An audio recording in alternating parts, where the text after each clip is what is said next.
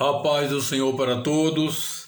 Aqui, Pastor Jaime, e este é o canal A Bíblia, Eu e Você, comentário bíblico para discipulado. Eu peço que vocês escrevam. Eu estou vendo as pessoas não estão escrevendo, não estão me ajudando, mas eu vou continuar. Até que você resolva se inscrever no canal, assinar, acionar o sininho, opção todos, dar o seu like para que o YouTube continue aceitando eu por aqui, porque o objetivo é fazer esta palavra chegar a muitas pessoas. Amém? Hoje nós vamos dar continuidade a Pedro depois da ressurreição. Agora, Pedro e você, usado por Deus. Ontem nós, no canal de ontem, nós falamos na plenitude do tempo, mas tem uma coisa que eu quero falar hoje sobre a plenitude do tempo, que falar em Gálatas 4:4, uma curiosidade como Deus preparou esse tempo, plenitude do tempo, para se cumprir o que Deus tinha planejado para os gentios e para os judeus. O que aconteceu no Pentecostes, que nós falamos ontem. Falando em plenitude do tempo, o Império Romano abriu a liberdade religiosa e os judeus, ou qualquer religião, podiam, todo lugar do Império Romano tinha religião. E os judeus, com isso, esparramados do Império Romano, eles faziam suas sinagogas, que eram as casas de culto, né, como congregação hoje, e faziam prosélito. E não só isso, mas Deus preparou tudo através do Império para e tinha estrada para todos os lugares, chamava-se na história de paz romana. Tinha estrada de todo lugar. Não havia assim guerra entre as nações ali, porque é debaixo do domínio deles. Além de ter estrada, eles tinham patrulha na estrada. Falava também da guarda, né, costeira. Todo o mar era guarnecido com essa guarda costeira para livrar dos piratas, né, da época. E outra coisa, quando o Império Romano ele tomou a Grécia, e aí a língua grega, que é fluente em todo o mundo, né? De todo mundo, na língua grega, então, ele usou a língua grega como o inglês hoje. Em todo o continente se falava a língua grega. Cada nação tinha sua língua, mas ele tomou a língua em grega para o grego para se comunicar. E aquela linguagem, igual nós falamos assim, o espanhol portenho, o inglês popular, que fala todo mundo, aquela língua então foi usada por Deus para se escrever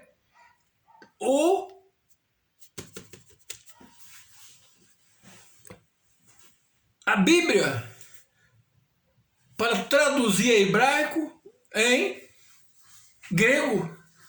E do grego ficou mais fácil para as outras línguas.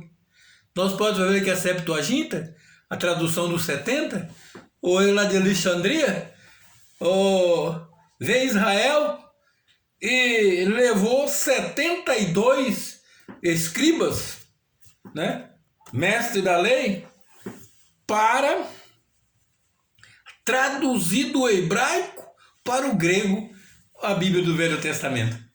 Essa é a plenitude do tempo. Deus preparou isso para que o Evangelho, quando o Evangelho começou pelos apóstolos, em todas as cidades ali que você vê escrito no Atos dos Apóstolos, chegava lá e já tinha uma congregação, né? Paulo chegava, os outros chegavam, primeiro pregava para os judeus e depois para os gentios. Muito bem, hoje nós vamos aqui falar dessa maravilha de Deus, e falando que ontem, que aqueles povos das nações que estavam ali no dia de Pentecostes, que ficou admirado com aquele povo que estava ali tudo falando em línguas. No versículo 12, eles falam, todos maravilhavam e estavam suspensos, dizendo uns para os outros, o que quer dizer isso? Como que nós estamos ouvindo esse povo que estão aqui da Galileia falar na língua em qual nós fomos nascidos? E ali fala o nome das nações. E ali, nesse dia, o Deus que tinha confundido a língua dos povos, lá em Gênesis 11, todo mundo sabe ali, da Torre de Babel, que Deus confundiu as línguas, que o povo não entenderam mais, que um saiu para um lado, outro saiu para o outro, cada família tomava um rumo para encher a terra, conforme era previsto para Deus, como Deus tinha ordenado, para multiplicar, frutificar, multiplicar e encher a terra. Agora aqui, Deus reúne várias nações e o Espírito Santo fala com ele nas línguas deles. Aleluia! Glória a Deus! Deus é Deus. E então, meus prezados irmãos, no capítulo, então, aí, mas no capítulo 11, teve um que o zombava. Diz que outros zombavam, um estava admirado, outro zombava e dizia, esses estão cheios de mostos. Mostos são a preparação para o vinho. Estão embriagados. Aí Pedro, então, levanta, no versículo 14, até o versículo 14, até o versículo 15, 14 e 15, diz assim, Pedro, pondo-se em pé com os 11, levantou a voz e disse-lhes, varões judeus, e todos que habitam em Jerusalém, seja-vos isso notório, escutai as minhas palavras. Estes homens não estão embriagados, como vós, pensai, sendo esta terceira hora do dia. 9 horas da manhã, não é hora de ninguém estar embriagado. Pedro saiu em defesa. E aí então Pedro apresenta para ele o que estava acontecendo. Pedro agora apresenta o que estava acontecendo ali naquele dia pelas escrituras deles, que diz assim, mas isto é o que foi dito pelo profeta Joel. Ele agora aqui cita as escrituras, ele fala de Joel, capítulo 2, versículo 28 a 32, que fala da promessa do Pai, que o Senhor Jesus disse que enviaria para eles. No versículo 16 ao versículo 21, mas isto, eles não estão embriagados porque são terceira hora do dia, mas isto é o que foi dito pelo profeta Joel. E nos últimos dias acontecerá, disse Deus, que do meu espírito derramarei sobre toda a carne, e os vossos filhos, as vossas filhas profetizarão, e vossos jovens terão visão, e os vossos velhos sonharão sonho, e também do meu espírito derramarei sobre os meus servos e minha serva, naqueles dias e profetizarão. E farei aparecer prodígio em cima no céu, e sinais embaixo na terra, sangue, fogo, vapor de fumaça, e o sol se converterá em treva, e a lua em sangue, antes de chegar o grande e glorioso dia do Senhor. E acontecerá que todo aquele que invocar o nome do Senhor será salvo. O Senhor Jesus, o dia que foi assunto ao céu, ele disse que foi para Jerusalém para receber a promessa do Pai que ele tinha prometido. Amém? Glória a Deus. Muito bem.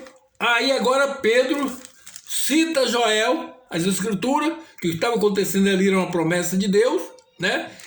Plenitude do tempo cumprido. E agora, vamos ver o 22 a 24, Pedro volta para eles e disse, varões israelitas, escutar essas palavras, a Jesus Nazareno, varão aprovado por Deus entre vós, com maravilhas, prodígio e sinais, que Deus por ele fez no meio de vós, como vós bem sabeis. A eles que vos foi entregue pelo determinado conselho e presciência de Deus, tomando-o vós, crucificaste e mataste pela mão dos injustos, ao qual Deus ressuscitou, solta a ânsia da morte, pois não era possível que fosse retido por ele.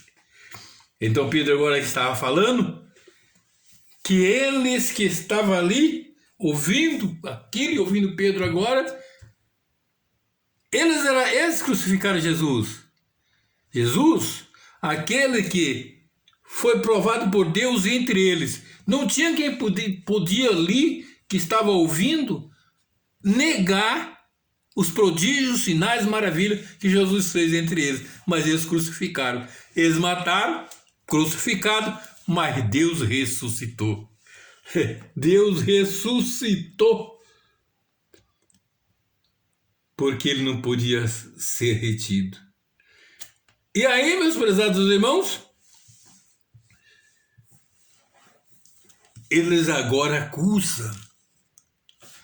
E de novo, Deus ressuscitou solto a ânsia da morte, pois não era possível que fosse retido por ele ou por ela. Jesus não podia ser retido pela morte.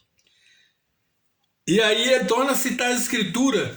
Aí ele começa a falar das profecias de Davi no Salmo 16, versículo 9 e 10, e no Salmo 110, que fala da ressurreição de Cristo. Assim, falou assim: porque dele disse Davi, sempre via diante de mim o Senhor, porque está à minha direita, para que eu não seja comovido. Por isso, se alegrou meu coração e a minha língua exultou, e ainda na minha carne há de repousar em esperança. Pois não deixará minha alma no Hades, nem permitirá que o teu santo veja corrupção. Fizeste-me conhecido o caminho da vida, com a tua face me encheste de júbilo. E agora volta para eles dizendo, depois de citar essa salmo de Davi, essa profecia, e varões e irmãos, seja-me lícito-vos livremente acerca do patriarca Davi, que ele morreu e foi sepultado, e entre nós está até hoje a sua sepultura. Sendo, pois, ele profeta, sabendo que Deus lhe havia prometido com juramento que do fruto do seu lombo, segundo a carne, levantaria Cristo para assentar sobre o seu trono. Nessa provisão, disse da ressurreição de Cristo que a sua alma não se deixaria no Hades, nem a sua carne via a corrupção. Deus ressuscitou Jesus, então aqui citando as profecias de Davi e falando ali sobre a promessa que Deus fez por juramento a Davi, que do seu lombo nasceria um para sentar no seu trono. Veremos aqui então o que nós falamos ontem, o que Jacó falou para Judá, né? Para Judá sobre a semente de Jesus. Deus ressuscitou a Jesus, do que todos nós somos testemunhos, de sorte que exaltado pela destra de Deus, e tendo recebido do Pai a promessa do Espírito Santo, derramou isso que vós agora vedes e ouves. Porque Davi não subiu ao céu, mas ele próprio disse: o Senhor ao meu Senhor, assenta-te à minha direita, até que ponha teus inimigos por escabelo do teu pé.